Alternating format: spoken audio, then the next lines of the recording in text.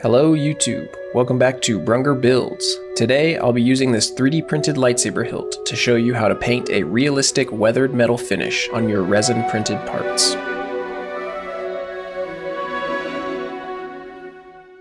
Alright, for starters, this was a free STL file I found on Thingiverse. I'll be sure to link this file as well as everything else I used on this project down in the description below.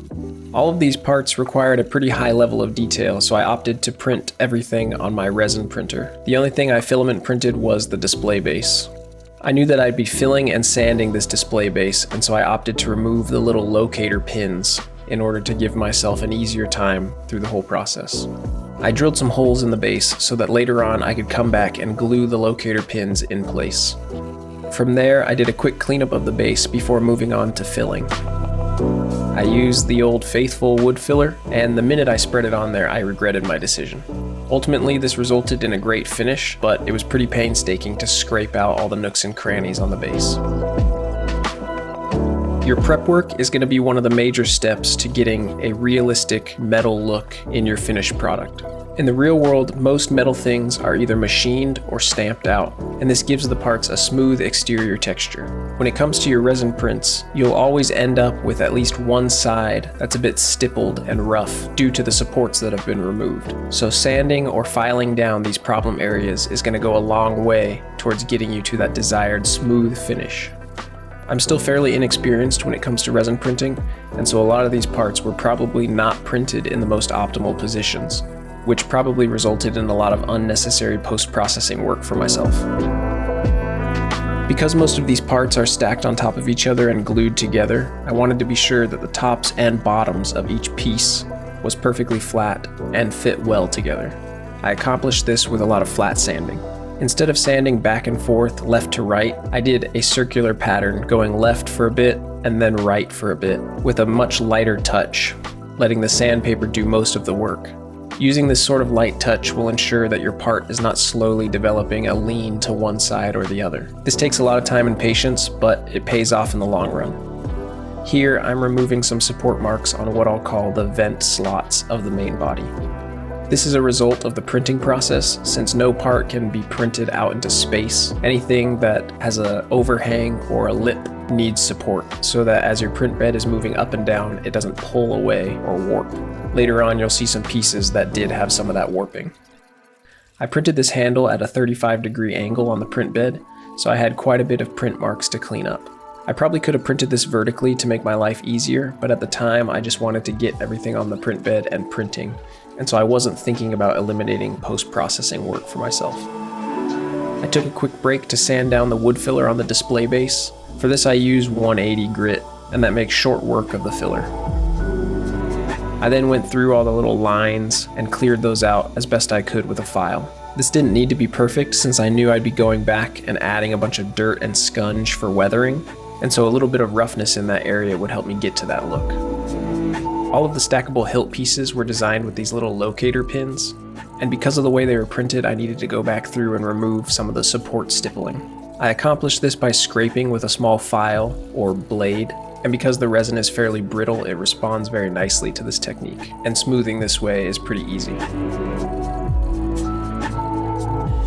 Off camera, I shot the display base with some 2-in-1 filler primer, and after a quick sand, all the layer lines were gone.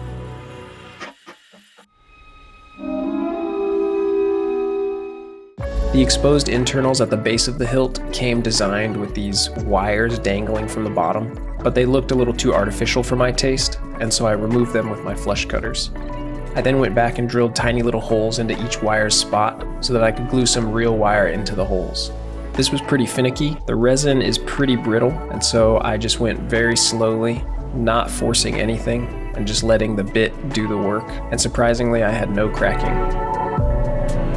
And here are all the parts sanded and stacking nicely. You can see on these little separator disc pieces, there's a bit of warbliness to the edges of them. This is most likely a result of bad supports, but I knew that I could get away with hiding most of them because those large shrouds would be covering most of this part. From there, I moved on to figuring out the position for the extra wires I planned to add to the bottom of the hilt. I marked out where the sort of destroyed flange sits on the exposed internals, and this line allowed me to know where I could drill some new holes and add those wires. I decided that the exposed internals at the base of the hilt needed a bit more weathering, and so I broke out my Dremel tool to add some more gouges to the exposed internals. And once all my sanding and prep work was done, I went back with a damp microfiber cloth to remove any excess dust before painting. Okay, now for the part that I think is really the key to selling this metal look. In the real world, during the finishing process of a machined metal piece, you're going to end up with a brushed finish. And that brushed finish is unidirectional.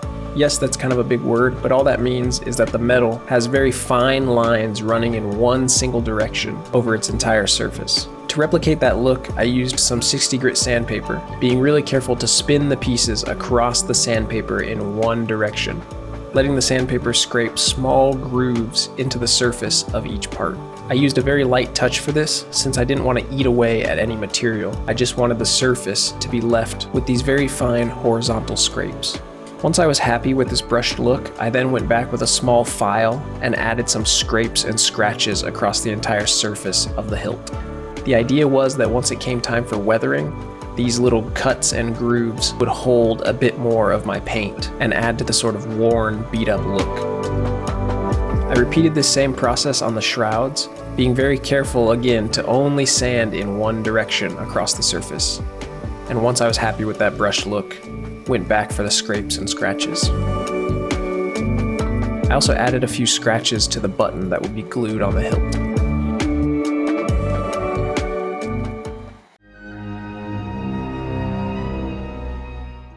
I planned to paint the base green, but the green I had was a bit too bright, and so to knock back that color, I gave it a quick base coat of brown first. And once that was dry, moved on to painting green. Because we'll be dry brushing with metallic paint, all of these parts needed a base coat of semi-gloss black. I have a habit of being pretty impatient when it comes to painting, but because the goal of this project was to get that clean metal look, I knew that I needed to go a little slower. So I shot each piece with a light tack coat and let that dry as I did the other parts, and then came back with each piece to fully coat them. And here they all are, drying in my paint booth.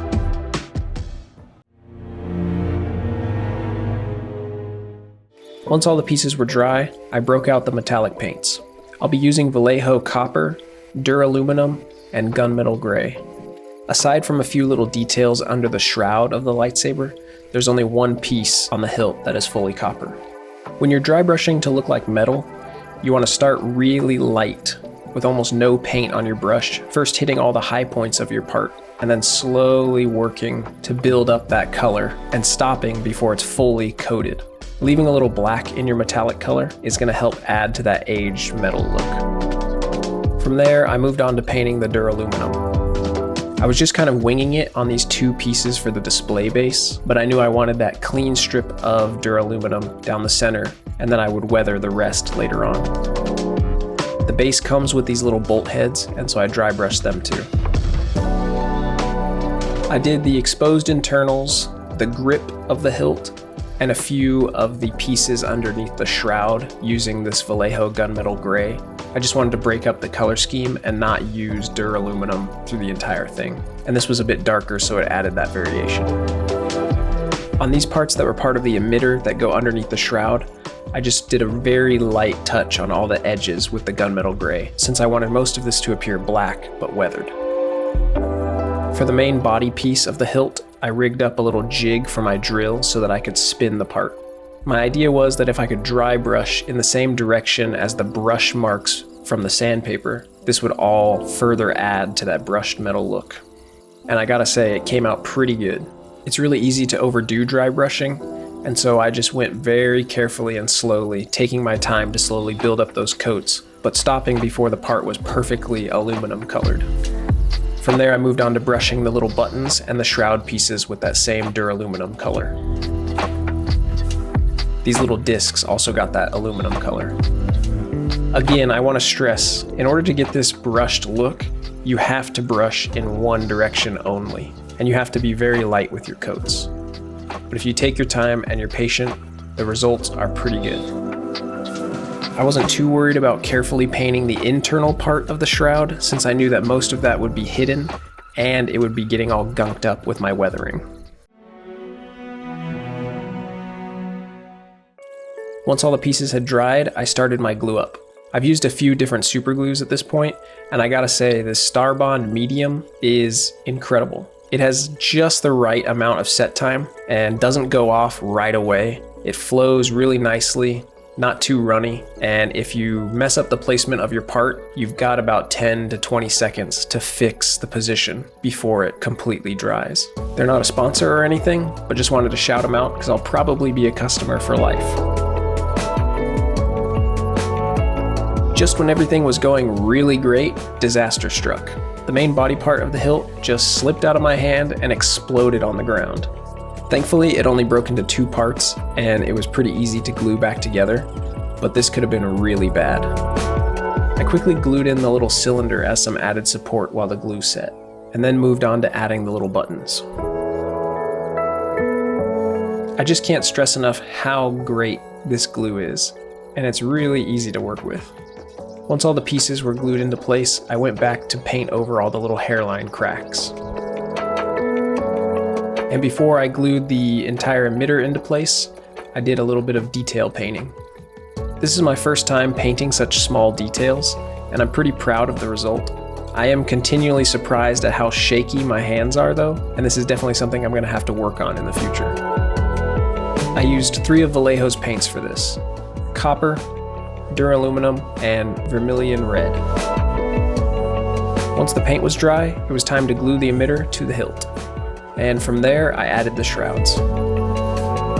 I didn't really address it earlier in the video, but these shrouds fit really snugly into the emitter and actually needed a little scraping and filing in order to fit nicely.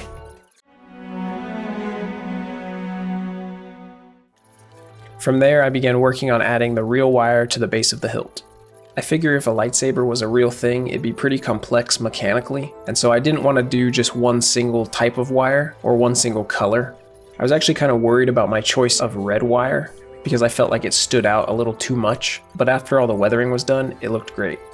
I used what I think is 20 gauge wire for all the wire coming out around the damaged flange area, along with some solid copper wire.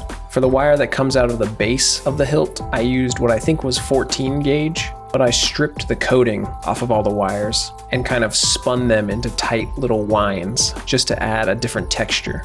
My rationale was that probably the power core of this thing would need some fatter wires to carry the power up and down the hilt, but ultimately I was just following the rule of cool and making sure I had different textures. I also didn't want all the wires to be one length, and I definitely didn't want them looking too clean. So I went around with some wire cutters and some pliers and tweezers, just kind of tweaking wires, kind of clipping at the sheathing of some of the wires, and just making sure nothing was too perfect. I also went through with a little file to add a bunch of scratches to the wire, so that when I went back with all my weathering paints, some of that paint would stick into the little cuts. And from there, I added the little bolt heads to the lightsaber holders on the display base, and then fitted those little holders to the base. I clamped them down as the glue dried because they were sort of warping.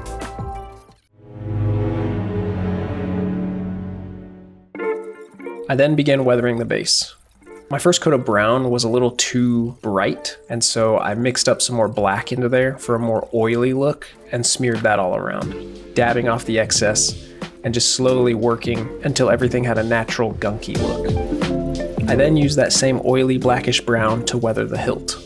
I make a point of saying this in all my videos, but don't be afraid to use the cheapest acrylic paint you can find. I've been buying this apple barrel stuff and it's been great.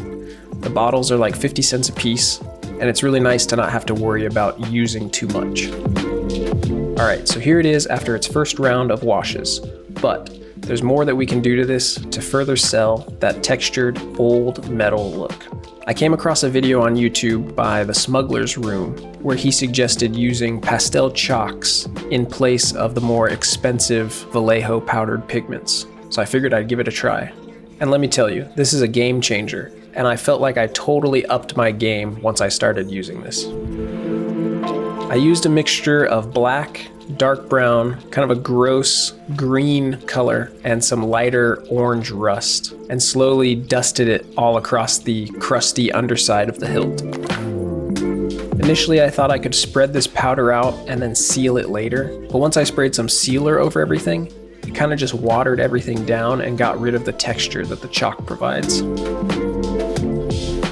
I used a mixture of matte Mod Podge and some IPA as my sealer, but you could probably get away with watering down your PVA glue with IPA. I also sprayed it on for most of this, but I would probably recommend using a brush so that you could better control the application.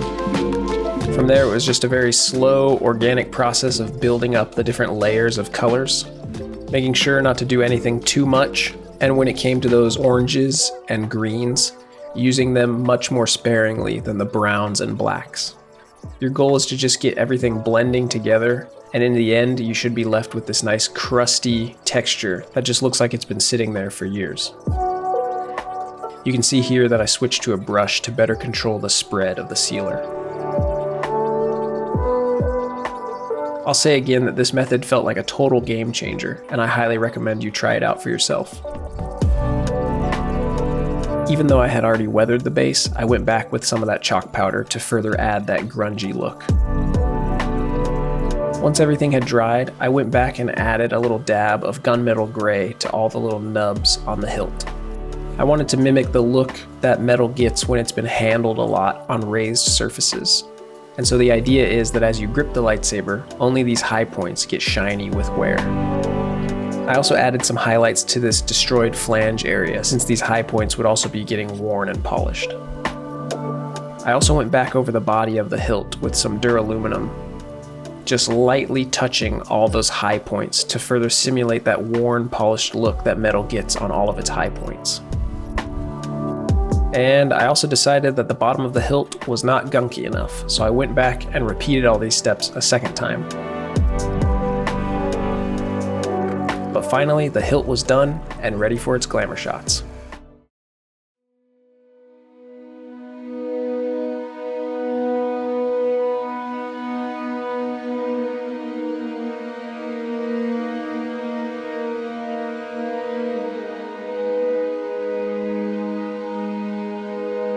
If you made it this far into the video, thank you very much for watching. I hope it was a fun watch and that maybe you learned a thing or two. Like I say in all my videos, I'm a total beginner to all this stuff, and so if you've got any tips or tricks for me that would make my life easier or my projects better, drop them in the comments below. And if you want to see more from me, make sure to subscribe, since I plan to drop a video every Saturday. Thanks again for watching. Have a good day.